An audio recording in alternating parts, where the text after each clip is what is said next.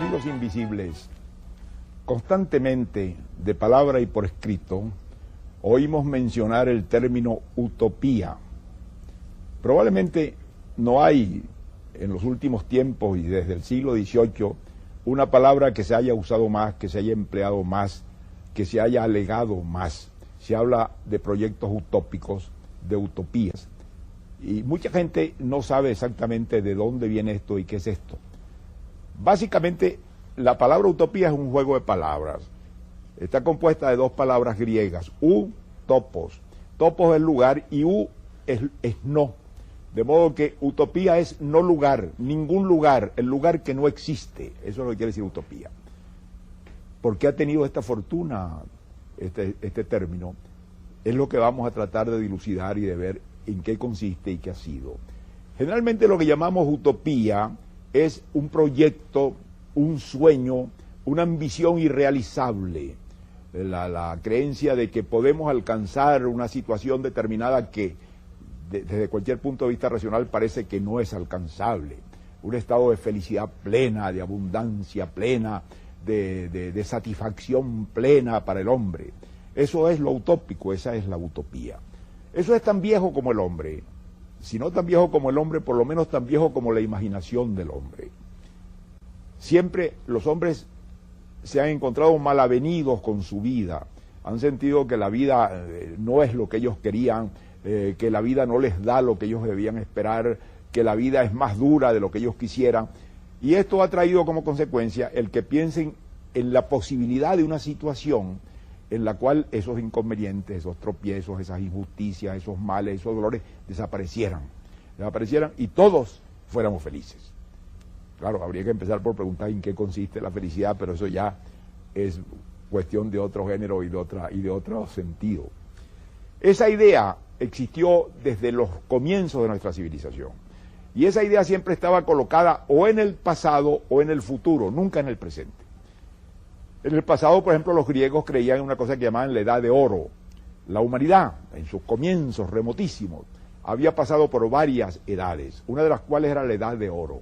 La edad de oro era una época en que los hombres habían vivido en la felicidad, en la plenitud, abundaban todos los bienes, no había que trabajar, no había guerra, no había sufrimiento, no había crimen, de modo que todo el mundo vivía en un estado de felicidad permanente y perpetua. Esa edad terminó y los hombres cayeron en lo que llamaban los griegos la edad de hierro, una edad de sufrimiento, de lucha, de guerra, de injusticia.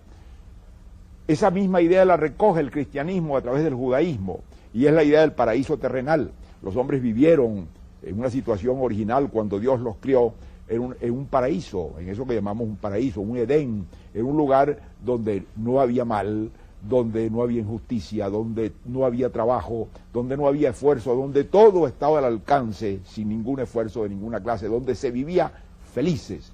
Nuestros primeros padres, Adán y Eva, según el gran mito tradicional de la civilización occidental, vivían en la utopía, en la felicidad plena. Más tarde hubo una proyección hacia el futuro. En la Edad Media, que fue una edad muy dura, de guerras, de pestes, de miseria, los hombres pensaron que algún día podían desembocar en una felicidad. Y entonces hubo esa idea que la Iglesia condenó más tarde como una idea no ortodoxa, de que Cristo iba a regresar a la tierra en un momento determinado, tal vez el año 1000, tal vez más adelante, y cuando regresara Cristo a la tierra iba a implantar una situación que iba a durar 1000 años, eso es lo que llaman el milenio. En esos 1000 años los hombres iban a vivir felices. No habría guerra, no habría pobreza, no habría miseria, no habría crimen. Pero eso era cuando Cristo regresara a la tierra. Esa idea milenarista era pues una proyección hacia el futuro de eso que hacia el pasado era la edad de oro y era el paraíso terrenal. Esa situación de que la felicidad había estado en un pasado remoto o estaba en un futuro remoto, cambia en el siglo XVI. ¿Y cambia por qué? Porque se descubre América. Cuando se descubre América, los hombres más inteligentes y cultos de Europa, los que llamaban los humanistas, los hombres del siglo XV y particularmente de comienzos del XVI, les llega una noticia bastante deformada de que un navegante ha llegado a un territorio nuevo, a una región nueva, que era pues lo que llamamos hoy en día América, y que allí había encontrado unas sociedades humanas que vivían en la felicidad. Es decir, que no conocían guerra, que no conocían odio, que todo era común, que todo el mundo tenía de qué comer, que no había pobreza, que no había crimen.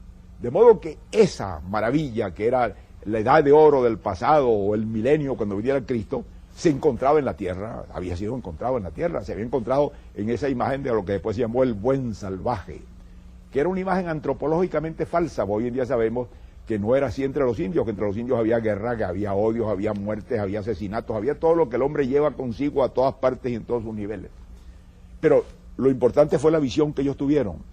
Es entonces cuando el año de 1516, es aquí donde nace la palabra, una gran figura inglesa, Tomás Moro, que era un humanista de los más brillantes de Europa de su época, y era un político, fue canciller de Inglaterra bajo Enrique VIII, lo que le costó caro porque Enrique VIII finalmente le cortó la cabeza.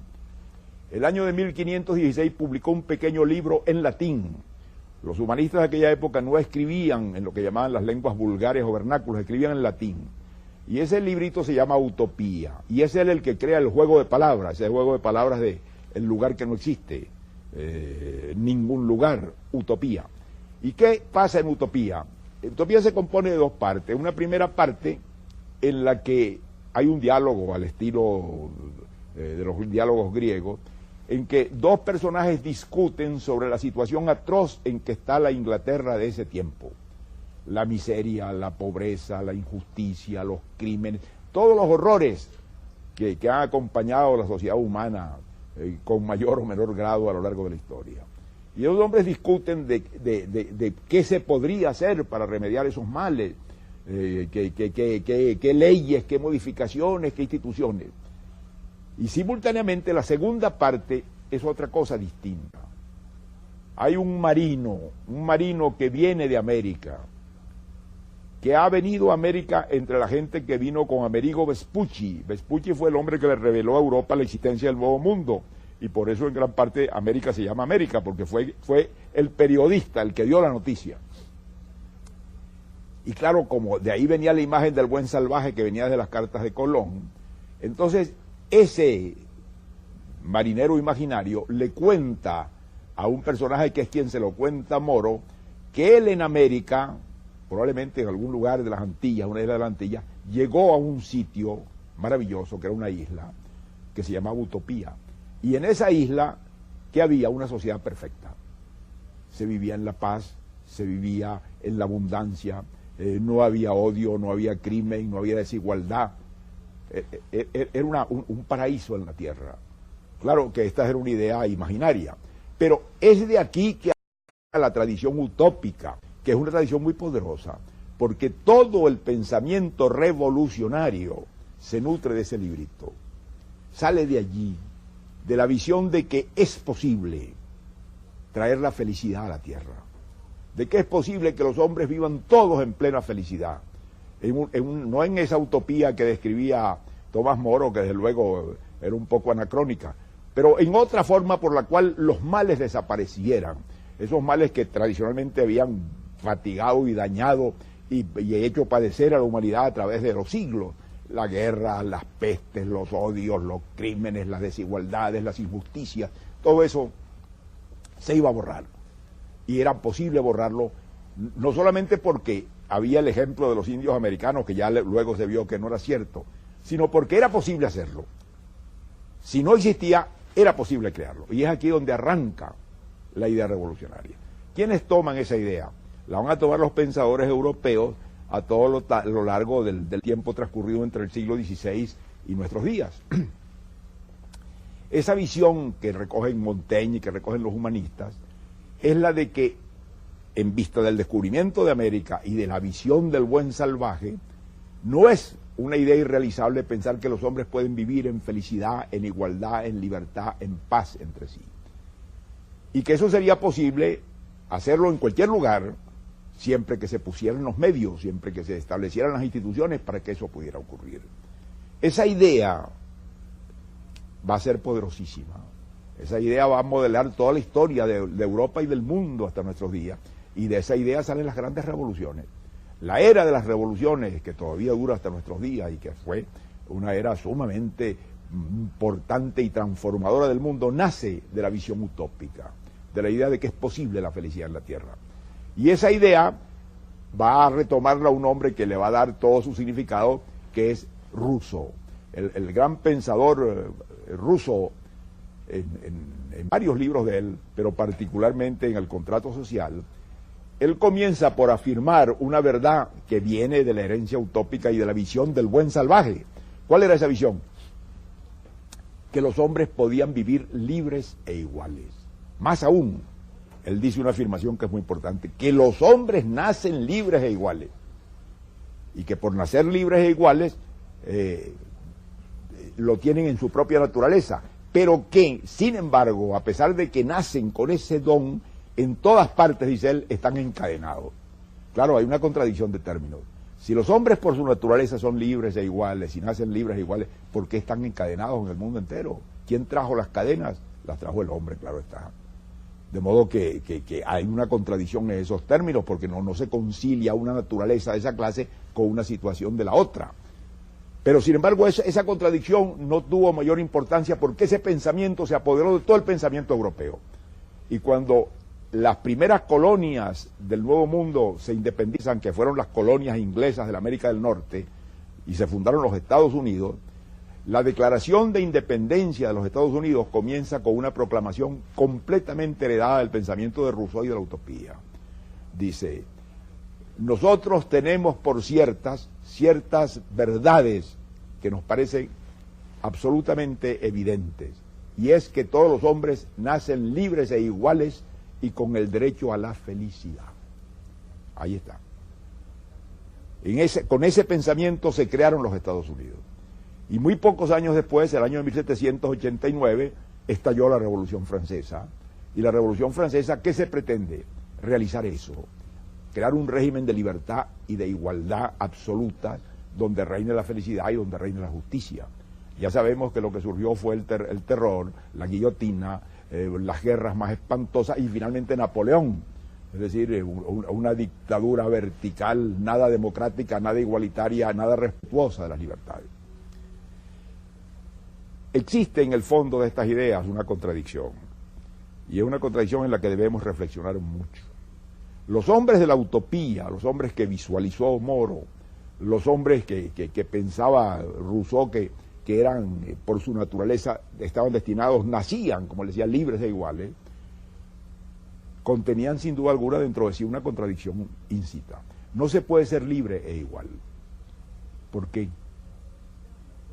Porque si hubiera una libertad absoluta entre todos los hombres, la desigualdad sería monstruosa. Porque no todos los hombres somos igualmente fuertes, no todos los hombres somos igualmente inteligentes, no todos los hombres somos igualmente aptos para muchas cosas. Entonces esas desigualdades de fuerza, de violencia, establecerían ipso facto, si hubiera libertad absoluta, la desigualdad más monstruosa. Es decir, los débiles, los que fueran menos inteligentes, quedarían explotados, sometidos y utilizados por los que eran más fuertes, más poderosos o más inteligentes para hacer aquello, o más aptos. De modo que desaparecería toda traza de igualdad. Pero si quisiéramos implantar un régimen de igualdad absoluta, en la que todos fueran absolutamente iguales en todo, para eso habría que frenar el instinto agresivo y posesivo del hombre, porque el hombre tiende a luchar y a dominar y a señorear a los demás, y esa ha sido su fuerza histórica. Y entonces, si eso se hiciera, hay que hacerlo ¿cómo? Con una dictadura de hierro, con una dictadura que no deje el menor resquicio de libertad, porque si hubiera un resquicio de libertad, resurge la desigualdad. De modo que la igualdad y la libertad son contradictorias como términos. Y eso lo hemos aprendido porque las más generosas revoluciones, y generalmente las revoluciones europeas y las mundiales, se hicieron siempre en torno al principio de la igualdad, terminaron con unas dictaduras monstruosas, porque es evidente que al restablecer alguna forma de igualdad, ese mito igualitario, alguna forma de libertad, ese mito igualitario iba a desaparecer. Sin embargo, es de allí que arranca toda la idea revolucionaria, de la idea de que es posible realizar la igualdad. Se ha realizado una igualdad relativa, pero al precio del sacrificio total de la libertad. Y si se da la libertad en un grado muy grande, desaparece la igualdad. De modo que los hombres están condenados, y esa es la realidad, a tratar de encontrar fórmulas sociales en las cuales se asocie el máximo posible de libertad con el máximo posible de igualdad. No suprimiendo ninguna de las dos, ni pensando que las dos pueden existir absolutamente enteras, cabales y juntas, porque son contradictorias y se autodestruye la una a la otra. Esa idea la van a retomar los socialistas. Todo el pensamiento socialista europeo arranca de la visión de la utopía y del pensamiento de Rousseau y de la idea de que los hombres nacen libres e iguales. Entonces tratan de implantar la igualdad. La Revolución Francesa lo intentó y no lo pudo. Los socialistas de comienzos del siglo XIX, que los han llamado injustamente y de un modo burlón utópicos, porque pensaban en una sociedad libre e igualitaria donde los hombres iban a vivir felices y no se pudo lograr nunca, no eran más utópicos ni menos utópicos que Marx, porque Marx más tarde pretendió igualmente llegar a esa sociedad igualitaria, pero él pensaba que ahí se iba a llegar no porque alguien planeara una sociedad igualitaria y la realizara, sino porque las fuerzas que determinan el movimiento de las sociedades llevaban fatalmente a la destrucción de esas desigualdades y a la creación de una base común de humanidad que iba a permitir realizar el gran ideal de la igualdad. Ya sabemos que ese ideal no se realizó porque no fue posible realizar esa utopía ni en la Unión Soviética, ni en la China de Mao, ni en ninguno de los lugares donde esa revolución socialista con los ideales de Marx se impuso y se trató de imponer. Lo que resultó fue un sacrificio de la libertad y la obtención de una igualdad a medias.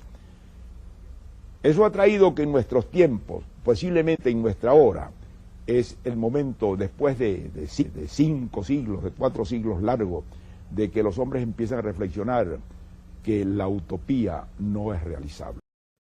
Que la utopía ha producido desastres espantosos en la humanidad, ha sido causa de desgracias muy grandes y que es necesario regresar a una fórmula más razonable que, teniendo en cuenta la naturaleza humana, que no es justa, porque la naturaleza no es justa, la naturaleza es un modelo de injusticia y de desigualdad en todos sus aspectos, pueda refrenarse esos impulsos humanos y establecer un estado o situación en el que, preservando un grado de libertad necesario, se mantenga un grado de igualdad inviolable.